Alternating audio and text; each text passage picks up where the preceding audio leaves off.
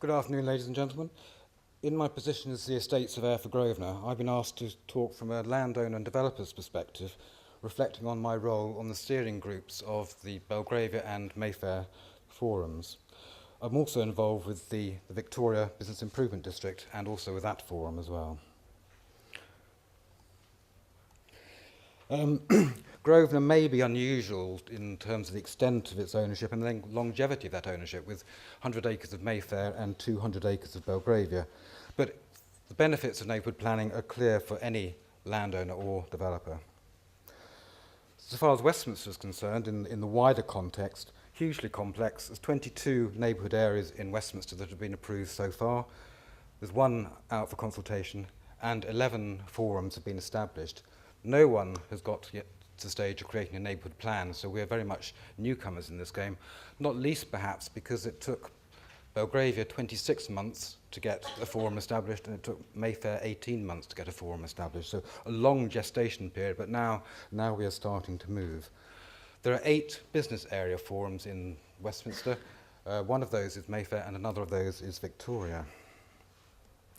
So why did we decide to get involved? Well, really because we saw neighbourhood planning as a way for guiding the future development of these areas.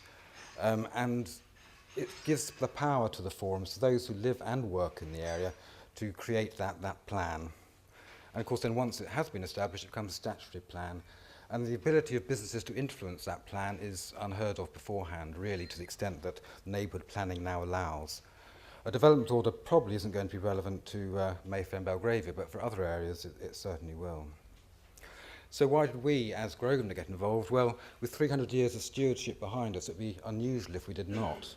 But what really appealed was having a single voice for the whole community and a statement of local intent so that we could focus on the local issues that matter to people in Mayfair and in Belgravia.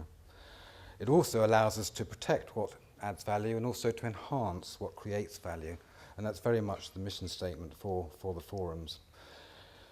Fundamentally, though, it's for the community to get involved, but there is that financial entitlement or enticement, should I say, of the community infrastructure levy to try and spend that money in a way that the community wants it spent, not necessarily how the council wants it spent.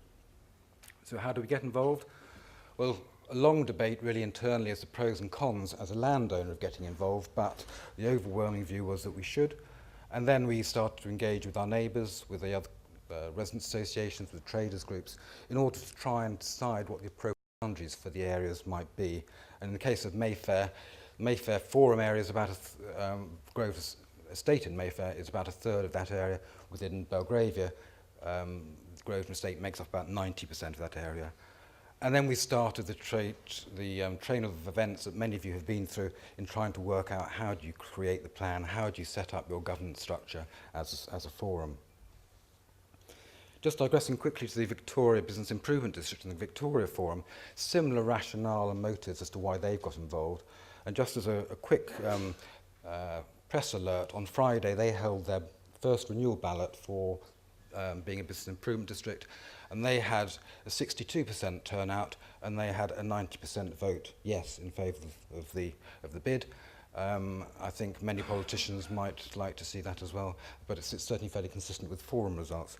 But again, it's this opportunity offers to businesses and residents and other groups to work together for the benefit of the community. As to the potential pitfalls, has the community got the stamina to see it through? I say it's taken a long time and a lot of uncertainty to get to where we are. And now we're having to re-energise. So yes, we believe we have got that stamina and ambition. The motives and suspicions of the NIMBYs and the bananas, we all know who bananas are, of course, they build absolutely nothing anywhere near anything. And also, is the forum representative and democratic? And for the people perhaps who aren't fully engaged with our forums, perhaps that may be a concern.